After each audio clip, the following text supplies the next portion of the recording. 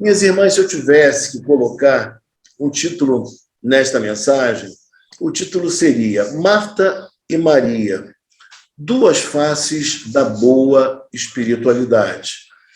Com esse texto, eu quero desfazer uma ideia que é muito comum entre os pregadores quando se dedicam a expor o texto que está à nossa frente. Geralmente, eles colocam de forma antagônica, por um lado, a postura mais de contemplação, de adoração, que nós vemos em Maria, e, do outro lado, a postura de serviço, de dedicação, de afazeres, que nós vemos em Marta. E eles olham de uma tal forma como se, de fato, fosse bem maior a atuação e melhor a atuação da nossa irmã Maria do que a irmã Marta. E quando a gente faz uma análise mais aprofundada do texto, nós não vemos isso aqui, pelo contrário, nós vemos o enaltecimento da boa espiritualidade, que ela, na verdade, é uma espiritualidade que desemboca, ao mesmo tempo, numa postura de contemplação, mas também de serviço. Então, é importante que a gente entenda a importância, a validade dessas duas posturas como integrantes da boa espiritualidade. Mas o texto nos fala algumas coisas muito especiais que nós precisamos analisar aqui. Indo eles de caminho, entrou Jesus num povoado e certa mulher chamada Marta. Se formos precisos no significado do nome Marta, é senhora. E ela, na verdade, era a mais velha, era aquela que ditava as normas, que conduzia mais a casa. Mas quando nós olhamos e vemos que ela hospedou o Senhor, e não somente o Senhor, mas também a discípulos que estavam com ele, nós chegamos à conclusão que essa mulher tinha uma virtude, pelo menos uma. Nós veremos outras, mas pelo menos uma virtude. Era a virtude da hospitalidade. Uma mulher que soube receber Jesus e também a sua comitiva. Isso é louvável. Nós não podemos, de maneira alguma, desconsiderar tal atitude. A passagem que nós estamos abordando, ela nos desafia porque ela vai ser uma ruptura do que acontecia até então no primeiro século. Jesus vai mostrar e vai ditar que agora existe um novo caminho, que esse caminho é o caminho do reino de Deus, onde as relações não estão mais presas como antigamente, como anteriormente, fazendo distinções entre judeus e não judeus, gentios, entre homens e mulheres. Não, agora não, a coisa muda de figura. E, obviamente, nós veremos no texto que alguns hábitos, alguns comportamentos, eles serão afetados justamente pela instrumentalidade de Jesus Cristo, mas também pela postura de Maria, a irmã mais nova. E o texto nos fala, então, e vai mostrar para nós que o texto ele mostra com muita clareza que haviam papéis que eram delimitados. Cada um esperava uma atitude por conta dos homens e também uma outra atitude por conta das mulheres. Isso era muito bem definido na época, dentro da cultura, dentro da realidade. Mas Jesus vem e muda um pouco essas questões, mostra algo mais avante, algo além. Então, Maria vai assumir aqui uma postura, ao sentar-se aos pés de Jesus, uma postura que não era comum para quem não desejasse ser rabino, quem fosse homem, um aprendiz, um aluno, mais um rabino. Então, ela se assenta aos seus pés. E certo autor nos lembra que nas 3 oportunidades que Maria de Betânia aparece no texto sagrado, ela está aos pés do Senhor. Na verdade, aqueles que não eram homens e não eram dedicados ou postulavam a função de rabino, essas pessoas se assentavam imóveis, sentavam em algum tipo de banco, de banqueta, mas aquele que era, de fato, um postulante ao rabinato, esse se assentava no chão aos pés do seu mestre. Então, é importante entender que o que acontece aqui, e que nós veremos no versículo 39, tinha ela uma irmã chamada Maria, e esta quedava-se assentada aos pés do Senhor, a ouvir-lhe os ensinamentos. Então, o que nós vamos observar aqui é que a atitude dela rompe com os costumes que já eram estabelecidos. O que ela faz é, na verdade, algo que traria escândalo, era algo que não era concebível, nem aceitável naquele momento, mas é justamente isso que ela faz. Ela se assenta. E quando eu olho para Maria e vejo que ela é uma mulher que se assenta e está disposta a ouvir os ensinamentos de Jesus, eu vejo uma virtude nela muito importante que nós precisamos destacar. Era uma mulher ensinável. Se a primeira, Marta, era hospitaleira, essa mostra uma face de alguém que é ensinável. Também uma mulher virtuosa, é uma mulher que tem uma qualidade de ser aprendiz, de querer conhecer, de querer compreender as realidades ensinadas pelo Mestre Jesus. E aí, quando a gente olha para o texto, entendendo agora que isso era um escândalo para aquele momento, para aquela conjuntura, nós vemos que Lucas se vale disso para poder trazer uma lição de que agora as coisas caminhariam de uma outra forma, de uma outra maneira. Agora, a salvação não ficaria apenas detida ou restrita ao judeu. Agora, não seria apenas algo voltado mais para o homem, tendo tantos privilégios, e a mulher não. Ou seja, a mulher também tinha, por conta da cena que está à nossa frente, a oportunidade de ouvir a palavra diretamente de Jesus Cristo. E ouvir a palavra na postura de um aprendiz, na postura de alguém que quer conhecer e, obviamente, para ensinar. Porque o conhecimento não faz sentido se não passarmos a outro. Com essa mensagem, eu não estou querendo falar ou tratar de alguma ideia feminista, não. Pelo amor de Deus, nada disso. Porque ainda hoje nós sabemos qual o papel do homem, qual o papel da mulher. Os homem e mulher, eles são coiguais. Nós entendemos isso biblicamente.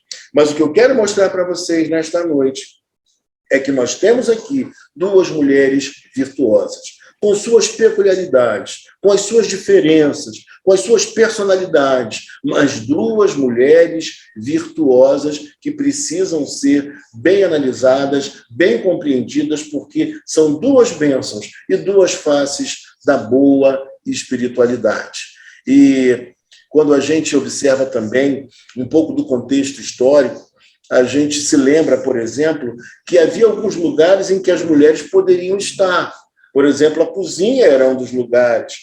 No quarto poderiam estar o homem e a sua mulher, mas havia alguns lugares em que as mulheres não poderiam ficar, principalmente no lugar onde Jesus estaria ensinando, e outros homens poderiam também estar presentes, porque era um lugar aberto.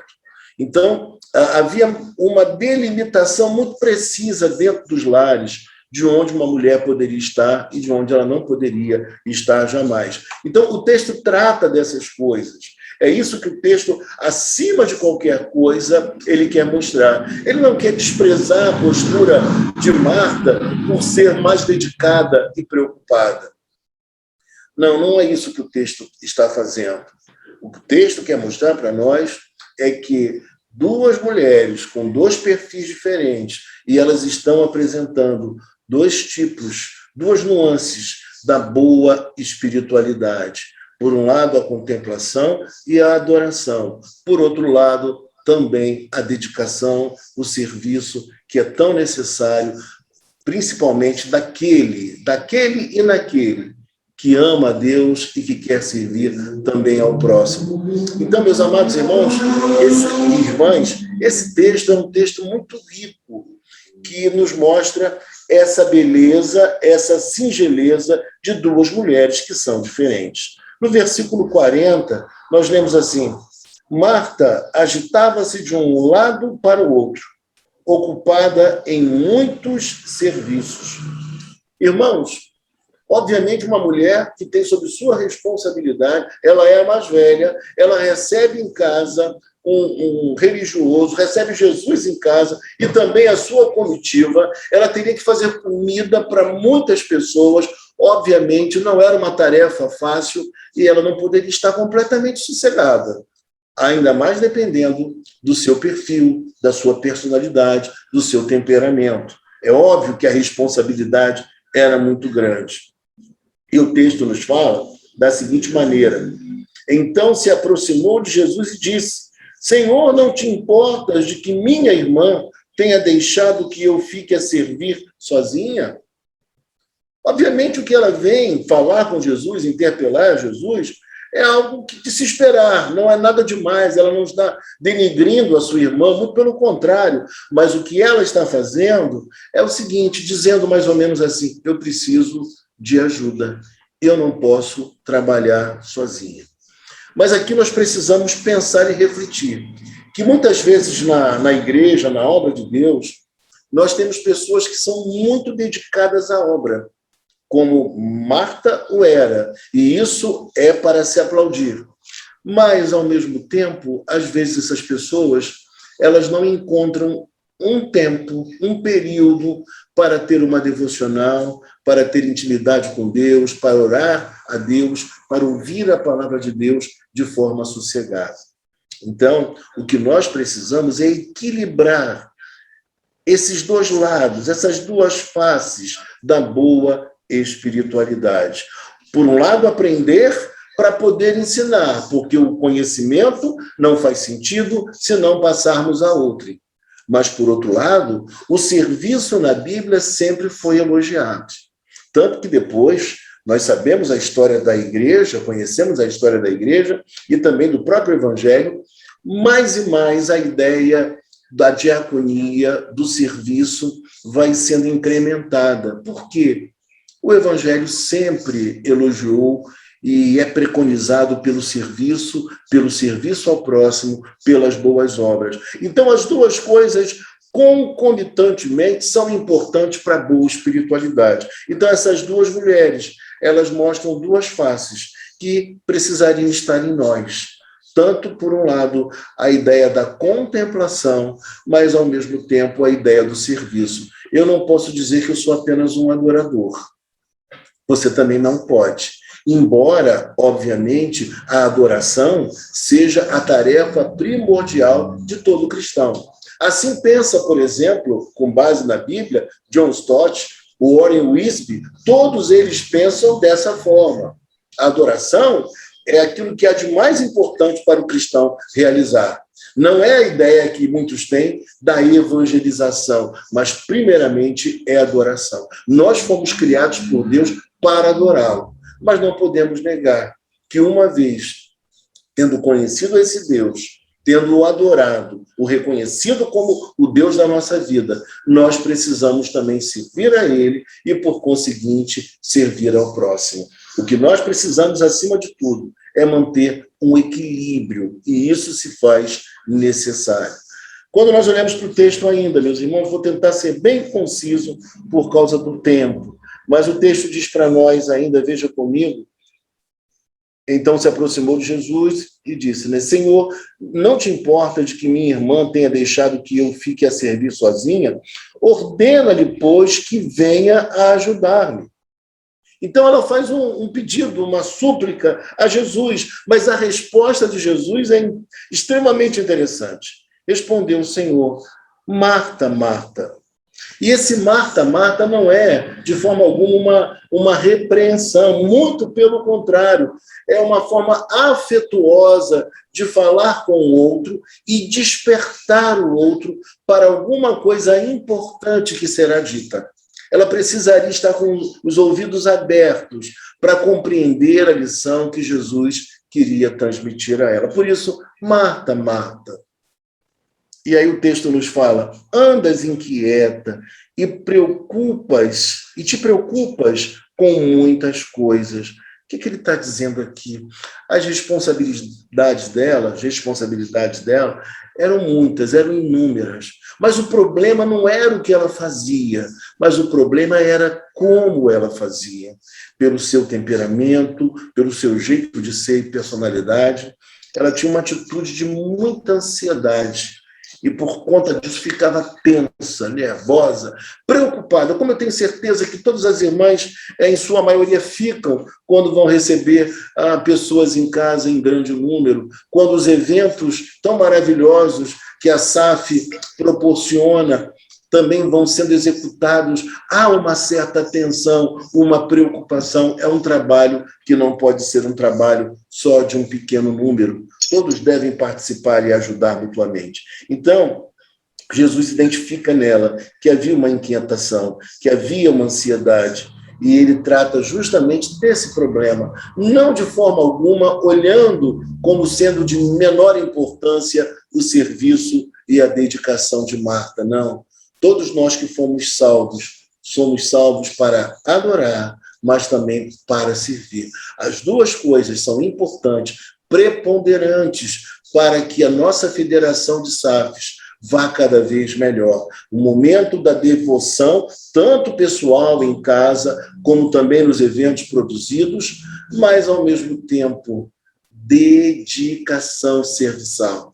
Entregarmos a nossa vida, fazermos coisas belas, bonitas para o nosso Deus. E isso é maravilhoso. Mas talvez faltasse nessa mulher chamada Marta, talvez faltasse nela a virtude da temperança, a virtude do equilíbrio.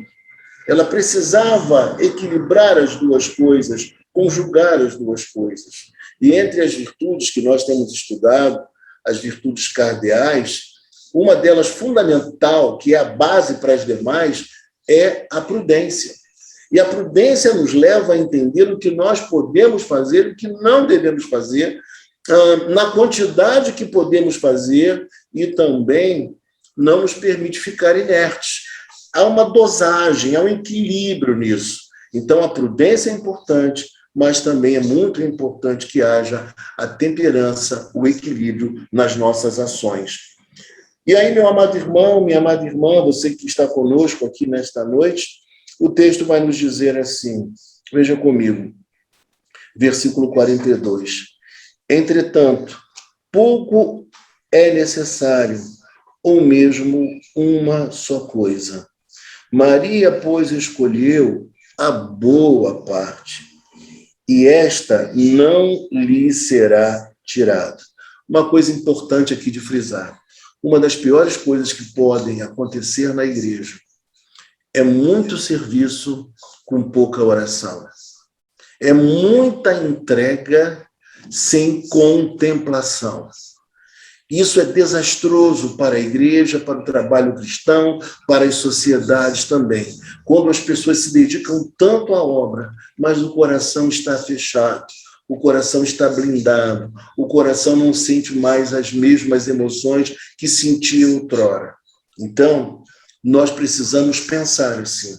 E no caso de Maria, ela se dedicou a ouvir Jesus. Ela resolveu contemplar Jesus, assistir aquilo que ele tinha para dizer como sendo algo muito importante para a sua vida. E Jesus quer mostrar também para Marta que não precisaria de tanta coisa para agradá-lo. Não precisaria de tanta coisa para suprir ali a necessidade de alimentos daqueles que estavam com ele. Ele é Jesus, ele é Deus, ele tem todo o poder. Então, às vezes nós pensamos equivocadamente que o mais importante de tudo é aquilo que nós iremos oferecer materialmente. E fazemos um esforço enorme. Não que os esforços não sejam válidos, mas exageramos na medida, quando, na verdade, a gente perde os bons momentos, os momentos de comunhão, de amizade, de aprendizado, o que é tão importante e enriquecedor para a nossa vida espiritual. Portanto, quando nós olhamos para o texto que está à nossa frente, nós aprendemos uma lição. Como diz João, capítulo 15, versículo 5, sem mim nada podeis fazer. Então, primeiramente, reconhecer que Jesus é o Todo-Poderoso e que sem Ele, sem a bênção dele, sem o seu favor, nada nós conseguiríamos realizar da maneira adequada. Mas que nós precisamos, ao realizar as coisas, primeiramente, tratar do nosso coração, tratar da adoração, da contemplação, da nossa espiritualidade mais íntima, mais sentida, para que as nossas ações elas possam ser agradáveis a Deus, na medida certa, com prudência e com temperança. É isso que nós precisamos compreender. Mas quando eu olho para essa mulher, Marta, eu vejo nela uma outra virtude cardeal. Eu vejo nela a fortaleza. Uma mulher que assumiu um desafio de servir a Jesus e aos seus, e ela não se enfraquece, ela leva a sério aquela empreitada, embora ela perceba que o peso era grande.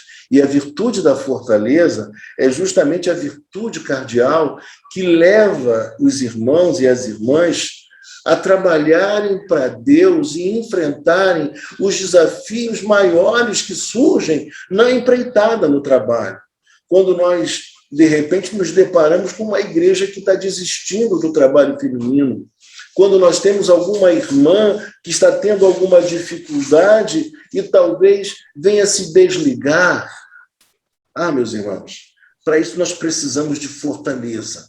E as irmãs carecem de fortaleza, tanto para incentivar, para animar e para conduzir bem o trabalho que precisa ser realizado.